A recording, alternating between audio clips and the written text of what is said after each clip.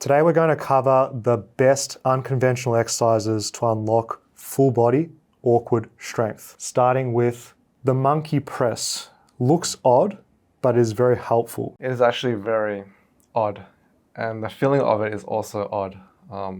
So the monkey press is basically where you're hanging on one arm and then you're holding a weight with the other hand. So the intention is to try to do a bicep curl, press it up towards the shoulder, and then press it all the way up, trying to get the hand towards the bar. So seeing that it is a single arm hanging movement, there is a lot of shoulder stability involved. Because if you've just started doing a single arm hang, you will notice that naturally you will want to go into a internally rotated position. And so you need to be able to control your shoulder, both going through internal and external rotation. So then when you combine it with carrying a weight, because you're carrying something, it's naturally going to want to shift you towards a certain direction. So let's say if I'm carrying it with my right hand, I'm holding my left, I'm going to shift towards this. So then when you want to press it up as well, in order for you to press it up, it's very hard to just hang like this and just do this. It's not a natural movement. So what you actually have to do is you have to externally rotate to create a space to then press up. So it's helpful because 1, you work on your grip strength, 2, you work on your shoulder stability, and 3, it helps with coordination of the body. Because like I mentioned before, it's super awkward. You're just hanging in space. It's that scapular depression, which is very difficult for people. So you've got the beginner starting calisthenics movements or pull-ups, chin-ups. It's hard to initiate from the dead hang. You see many women trying to get their first rep, and it's really hard even just to set it from there. Or if you've got just a lack of strength, doesn't matter what gender you are, what age you are, I don't want to discriminate here, it's hard. And the same thing applies if you're learning a one-arm chin-up, a one-arm pull-up. You're essentially having the same struggle that beginner has on 2 arms. And that's a real missing piece, being able to set the scapula into a stable position and then do your pull. So this monkey press, it hides the medicine in the movement because it forces you to have a external outcome focus. You're moving the weight and that working shoulder is doing what it should be. I see the real benefit of this from that position at shoulder height to pushing up. If I was to make this a really isolated movement, I'd probably just do this aspect because I want to do my bicep curls separately. I don't want to be hanging. 100%, and that's actually the limiting factor of this movement, is being able to get the dumbbell to the shoulder. When I was doing it, I think I did around 32.5 kilo, and it was only because I could only dumbbell that up. That was my limitation. If I could maybe dumbbell 40 kilo, which I can't, then maybe I could actually do the full movement. But obviously, your pressing movement is going to be stronger than your bicep curl. So 100%, if you want to actually make it into a movement that you would do, you would probably start here from the shoulder and practice pressing up while focusing on that shoulder stability, trying to keep everything nice and locked in. The inside squat, when I first saw you do this movement, I thought, wow, if I had a band holding me up, I would be tentative and scared to go into this type of position because it's unfamiliar. What have you learned by doing this awkward type of squat? It's actually not as sketchy as it looks. I've actually taught this movement in class when I was teaching at Avana. Not that I was trying to get them to do that exact movement, but I was just trying to get them to work on internal rotation because that class was focused on internal rotation. So I was doing a lot of regressions towards the exercise. And I was just showing people, oh, this is what would be the final outcome. So I showed them the inside squat. And actually some people were able to perform it surprisingly. And I was watching them think to myself, oh shit, like if something happens here, that's not gonna be good for me. Insurance up to date, I hope so. Yeah, exactly. But it just made me think, oh, it's actually not that crazy of a movement than most people would think. So basically when you perform the inside squat, you need to have the feet turned out, right? So you're starting in this externally rotated position. And then as you go down, the knees cave in. So then you're going into this more internally rotated position. So for most people, it's quite accessible from the top, but towards the bottom is actually where it gets a little bit more sketchier, because that's where the internal rotation is more required. In terms of where you're going to feel it, you'll feel it where you would normally doing a squat. It's just that you're going to feel much more tension in the inside of your knee. So that's where you're going to feel tension in the tendons and ligaments in the knee. But there's definitely ways to scale this. Like the easiest way would be basically to have your feet closer and then press the knees together and then perform a squat. There's less emphasis on the tendons and ligaments on the inside being worked. So then when you get comfortable with that, you start to step the feet further out. So then when you squat down, it takes a little bit longer for the knees to meet. Right? So then you get a little bit more stimulus and tension there. Eventually you want to try to work your way out wider where the knees won't meet at all, and that's where you would need to have the feet turned out. So there's kind of two variations that I do. I do a normal where it's like a squat pattern where I'll go down, drop the knees, hinge the hips. Or I'll do more of like a sissy squat where I'll kind of keep the torso straight. This one I find is a little bit less challenging than the former, because then I don't have to drop into as much internal rotation. It's more forgiving because the torso position is relative to how much hip flexion that you've got. So if you're leaning into that sissy squat, you don't have as much hip flexion, so it's a bit easier to get the internal rotation, whereas the other one, it's harder right from the beginning. So then if you want to make it harder, you'll drop your knees down and then sit your bum to the ground. So then you create this kind of W position with both your feet. Yeah, like a kid sitting in class, the W sitting. Exactly. So that's actually, from what I've seen, from guys especially, that it's difficult for them to get into that position. I'm not sure if you can get into it, if you've actually tried getting into it. Got a big difference in hip internal rotation, left being a lot more than my right. It's pretty normal for most people, like dominant versus non-dominant. So basically that part of the movement is the hardest, the bottom position. So you can scale it by just having like a box in front of you, something like this, where your knees just hit that so you don't go as deep. So there's many ways you can actually scale it. And I don't think it's as scary as most people think it is. Most people see it as.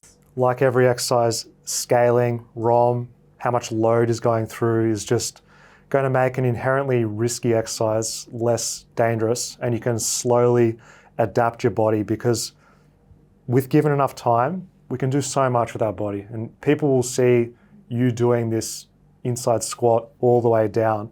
You've prepped it for years. You've done it for a very long time. You didn't just wake up and try the full thing.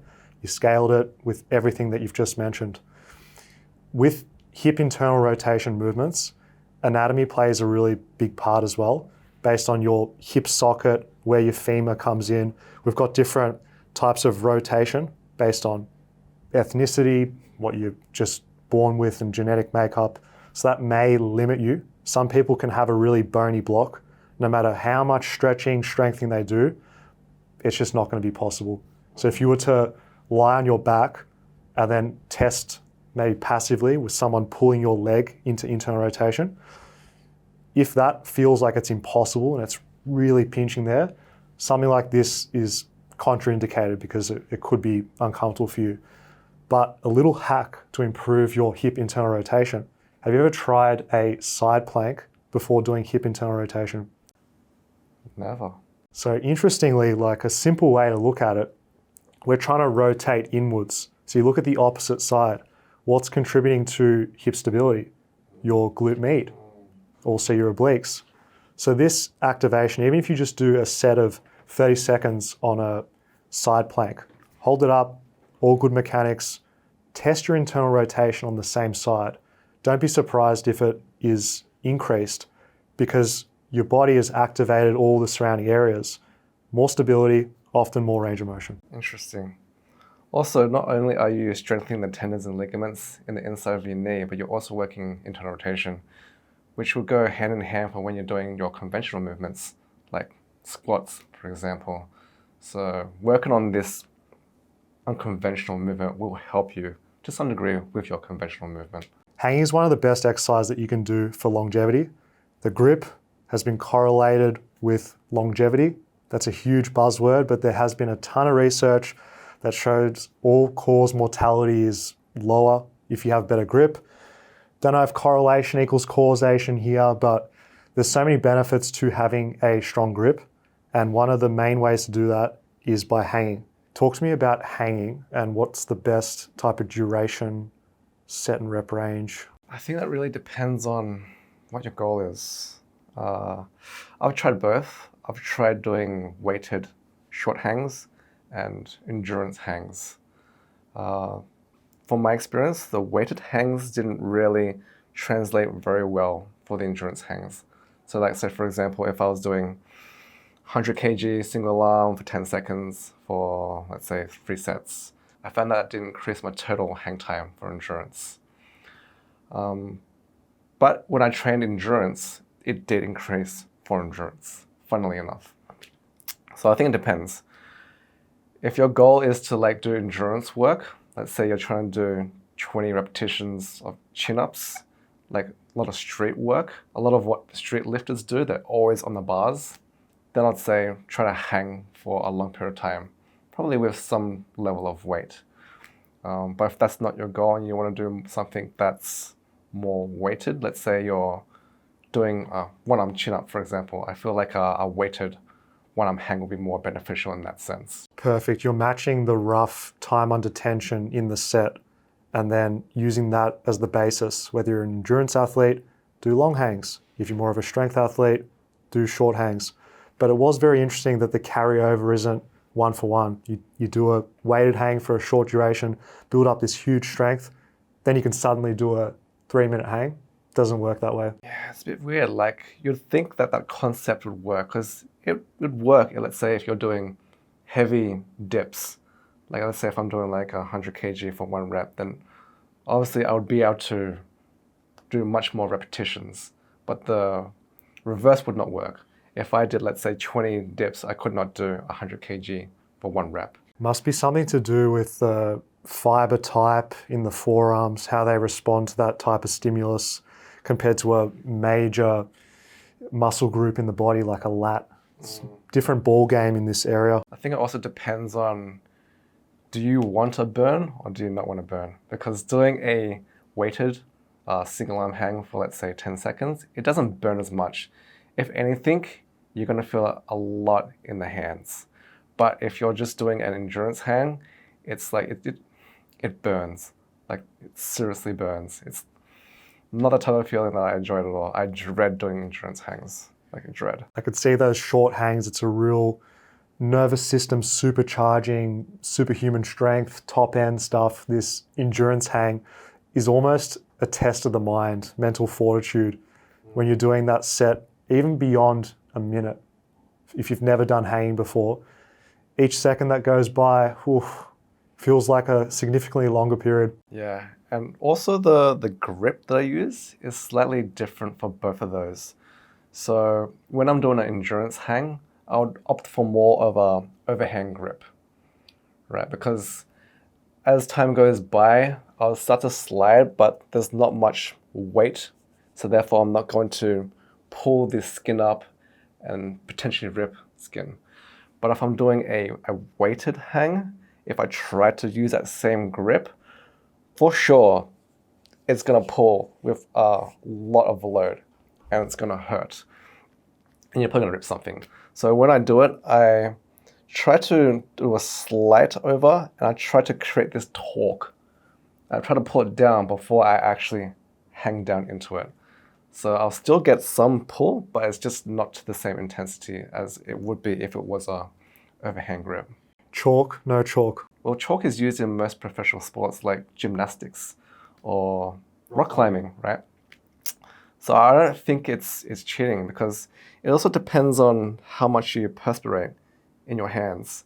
Some people perspirate more than others. I actually don't perspirate that much, but I know guys and girls that perspirate a lot. And if you perspirate, that's going to be your limiting factor because you're just going to slip. So I find that the chalk helps to put everyone at the same baseline, where it's all just dry, you can create that friction. So 100% chalk.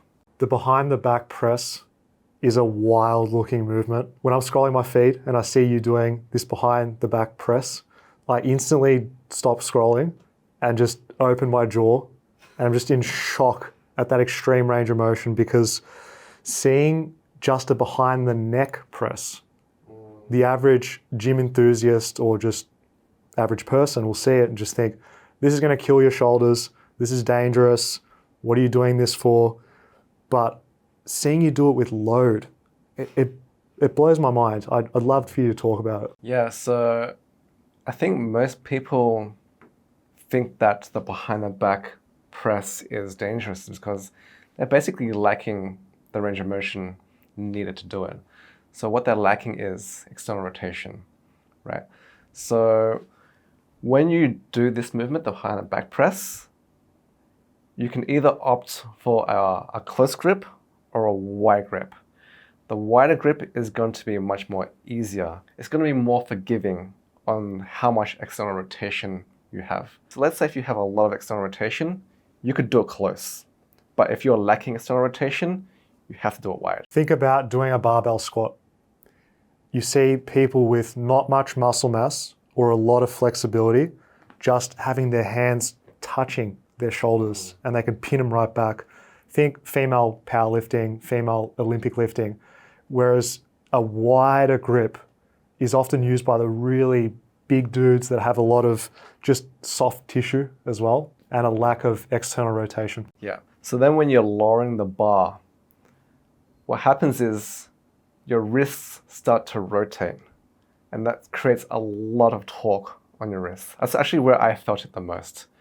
So same thing, if you're lacking external rotation, the torque then needs to go somewhere else. So then it's going to go into the wrist, right?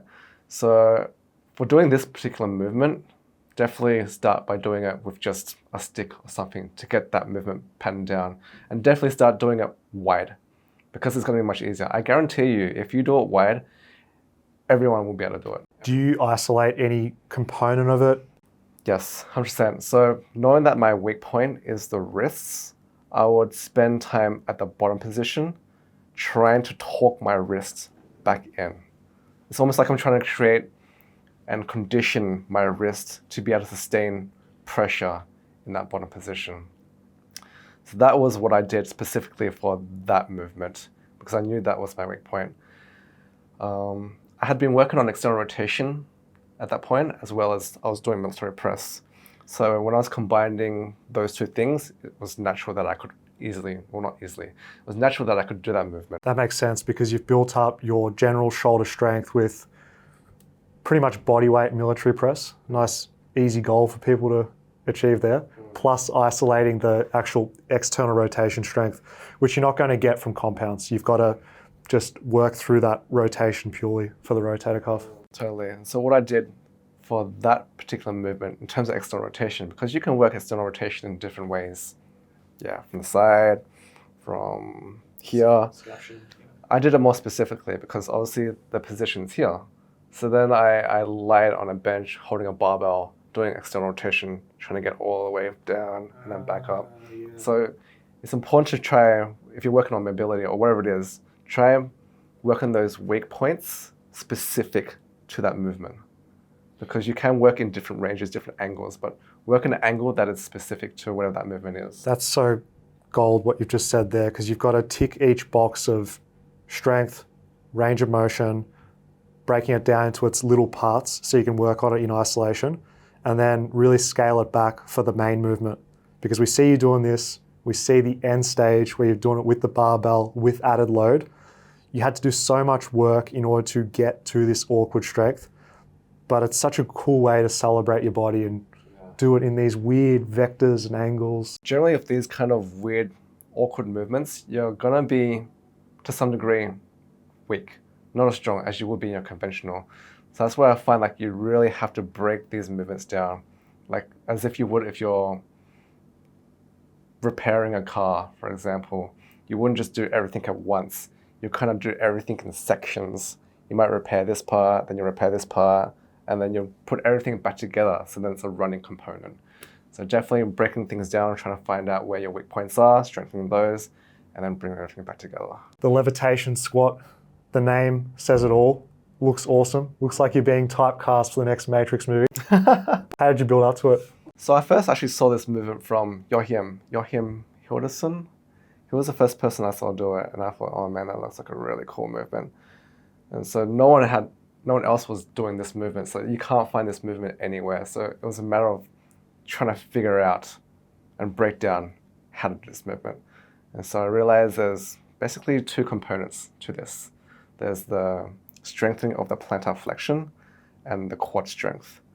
So most people will probably struggle with the former, which is the strengthening of the plantar flexion. Because when you actually put yourself in that position, or put the foot in that position and you put a load, it feels really uncomfortable. Really uncomfortable. Even when I started, it took me like 4 months to actually feel somewhat comfortable. But it took me maybe 2 years to feel, oh yeah, this feels normal. Did you ever experience posterior impingement, the compression of the back near the Achilles? I've never felt any kind of pain or anything like that. You're built out of titanium. Those joints aren't human. But I did it pretty progressively. I did a ton of isometrics. And I feel like that's probably the safest way to do it, as opposed to doing something that's more dynamic, which is another exercise you could do, which would be sitting in like a Caesar position, having 2 blocks beside you, and then kind of pressing up. Assisted with your arms as little as possible to challenge it. Yeah. So that would be a progression towards it. But to begin with, I think for the first 4 months, I was just doing ISOs, just trying to hold the position, either having blocks beside me to help me or holding onto a store bar. Just spending time getting comfortable, building up the resilience, trying to build up the tissue in the ankle, because it just seemed really sketchy to me. So I tried to play it as safe as I could. And all body weight based for specificity, joint loading, contraction type. Yeah, for me, I just did it as all body weight. It's probably not the best way to progress. Depends on your starting point, because you would have had a little bit of resilience. You wouldn't have had to play with the yellow band, the red band, the blue band. Yeah, I think with bands, it's a little bit... Just doing pure plantar dorsiflexion one way, the other way. Yeah, but I find that also if you're gonna be spending so much time in plantar flexion, working on your tibs, I found it equally important to actually work the calves. Yeah. Because it actually balances out the leg, the lower body of the leg. Would a bent leg calf training be a bit more specific to this one? 100%. Because you are working in a bent leg position, so it would make more sense to work in a bent leg position working on the calves. So if you were to do isolated tibialis anterior, you'd have a bent knee in one of those, if you have it, those actual machines where you put your foot in, you do that with a bent leg. Or you could just do some bent leg calf raise with the not donkey calf raise, the seated calf raise. Because you're working in a plantar flexion, it also makes for a nice toe point. So let's say you're training handstands and you want a really nice toe point, it helps with that. I also think it helps with just strengthening the tissue on the anterior side of the foot. I had a comment, one guy saying, oh man, I can't imagine what it would be like if someone you just kick someone. I was like, oh, I've never tried that before, but maybe it'll be interesting to try to kick someone to see if I can produce more force or not, I don't know. But yeah, it was interesting. William Su, check out William Su Movement on Instagram if you want to stay up to date with this awkward strength, building resilience in your body and actualizing your human potential. That was awesome, man. Appreciate you. Thank you. Appreciate it.